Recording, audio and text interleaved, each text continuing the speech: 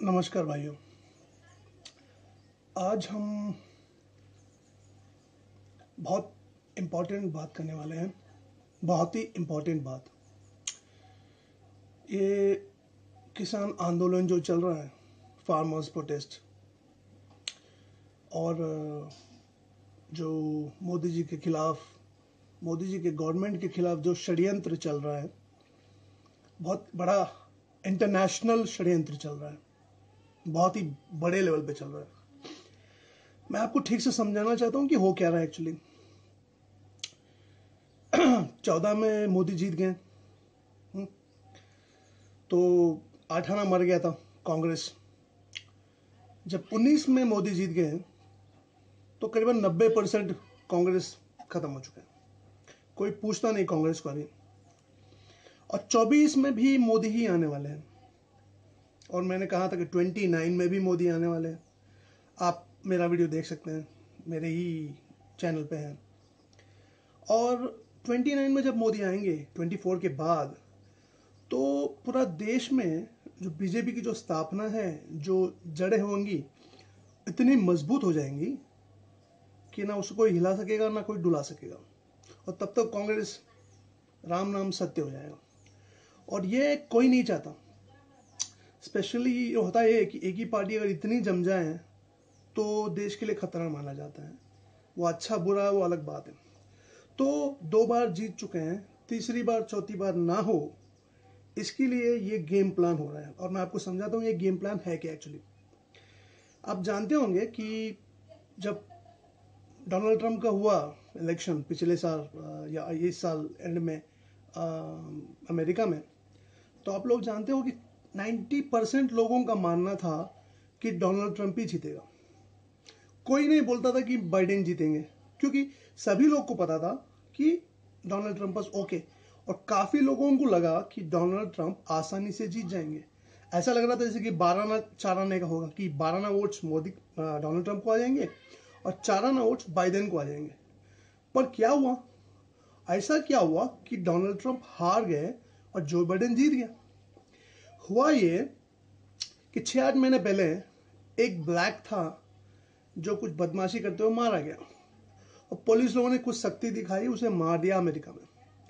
तब एक नया चालू हो गया ट्रेंड, #BlackLivesMatter।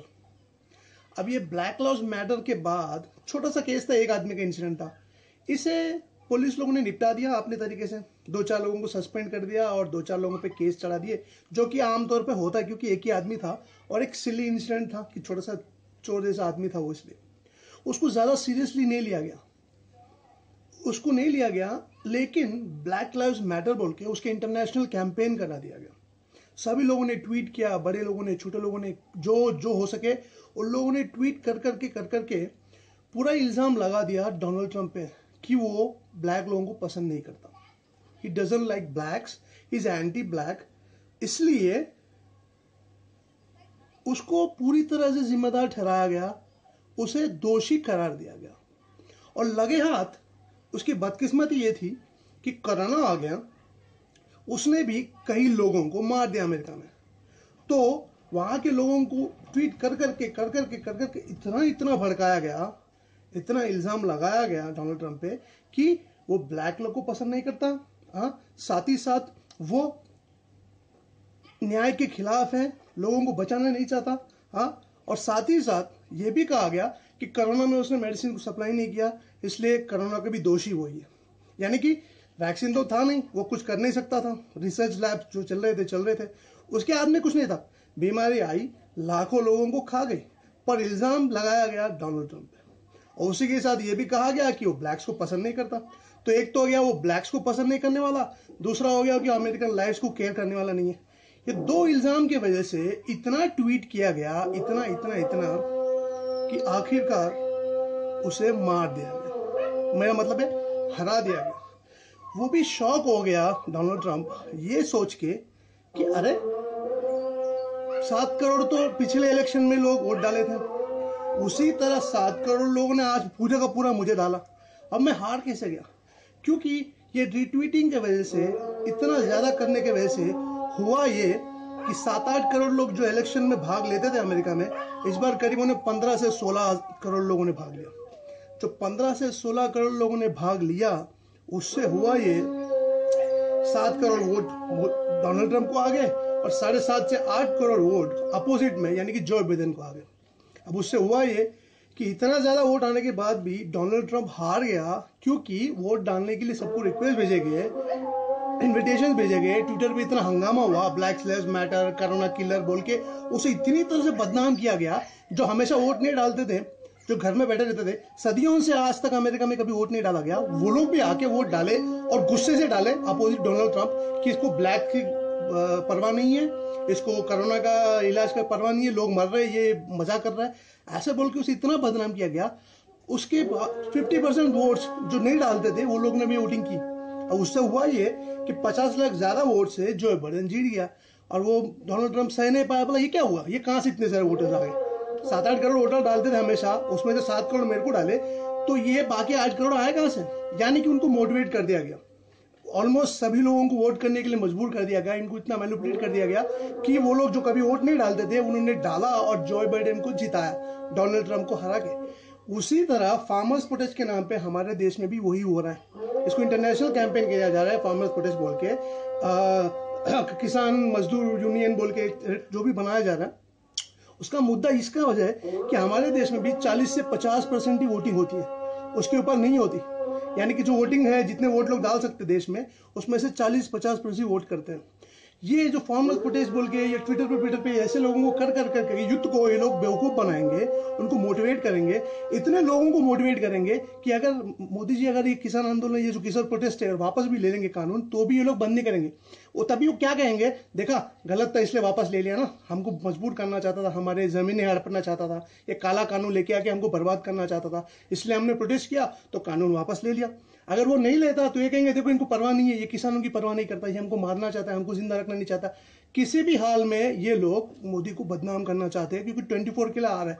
अभी से कैंपेन चलेगा 3-4 साल, इतना बड़ा हो जाएगा कि उस वक्त जो आमतौर पर 40 से 50% वोटिंग होती है, उस वक्त 80 से 90% वोटिंग हो जाएगी। और उसमें जो 50% बढ़ने वाला है वोटिंग लिस्ट में, वो पूरा का पूरा कांग्रेस को जाएगा या उन पार्टियों को जाएगा जो मोदी के अगेंस्ट होंगे। यानी कि इस तरह से मोदी जी की गवर्नमेंट को, बीजेपी को कमजोर करके 24 में वो हराना चाहते हैं और उसके लिए वो अभी से लगे हुए। ये चलता जाएगा, फार्मर्स प्रोटेस्ट, इल्जाम लगाते जाएंगे, बढ़ा जाएंगे और बार बार सिरने से आदमी मोटिवेट हो जाता है, आदमी का माइंड जो है वो ब्लॉक हो जाता है। जैसे जिहादियों को बोल बोल के उनको मोटिवेट करके उनका माइंड ब्लॉक करके उनसे कामें कराई जाती है, उसी तरह लोगों को, इंडिया लोगों को सुना के मोदी के बिना बोल के उसे बदनाम करके उसे 24 में कंप्लीटली हराना चाहते हैं। बाकी लोग फायदा उठाना चाहते हैं, इसलिए ये कैंपेन शुरू हुआ है। ये मोदी को बदनाम करने के लिए, जैसे अमेरिका में डोनाल्ड ट्रंप को हराया गया जो बाइडेन के खिलाफ, उसी तरह यहाँ कांग्रेस और बाकी पार्टियों के खिलाफ मोदी को हराने के लिए ये कैंपेन चल रहा है। इसकी फंडिंग हो रही है, बड़े लेवल पे हो रही है और ये सेम गेम प्लान है जो अमेरिका में हुआ इस बार। जो वहां पे जो गेम प्लान हुआ, वही गेम प्लान ये लोग इंडिया में करना चाहते हैं। उसी के लिए ये प्रोटेस्ट हो रहा है, उसी के लिए दंगा फसाद हो रहा है, उसी के बीच में खालिस्तान बिलिस्तान मुसलमान जो थे एनआरसी के खिलाफ, वो सब मिलके किसी भी हालत में 24 में मोदी को हराना चाहते हैं, उनका नाम बदनाम करना चाहते हैं, उनको कंप्लीटली वाइप आउट करना चाहते हैं। उसी तरह जिस तरह डोनाल्ड ट्रंप को अमेरिका में किया गया, कि यही प्लान के ऊपर काम चल रहा है। इसलिए हमें बहुत सावधानी से काम लेना पड़ेगा, क्योंकि ये बहुत लंबा जाने वाला है। मेरी बात समझिए, कंपेरिजन कीजिए। उस वक्त भी, उसमें भी काफी लोग, पॉप सिंगर, बीप सिंगर, जितने भी लोग थे एक्टिविस्ट, सब लोग घुस गए थे डोनाल्ड ट्रंप के खिलाफ, ट्वीट करके उसे हरा दिया। यहाँ पे सेम स्ट्रैटेजी इस्तेमाल हो रही है। ये बढ़ता जाएगा किसी भी हाल में मोदी जी को हराने के लिए।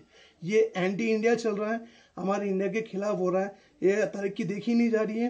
हाँ, हम लोग उसी लोगों को लेके आना चाहते हैं जो डर के रहे। जैसे बम्बई में 200 लोग को मारा गया, कुछ नहीं किया कांग्रेस ने। और जानते हैं क्यों नहीं किया कांग्रेस ने?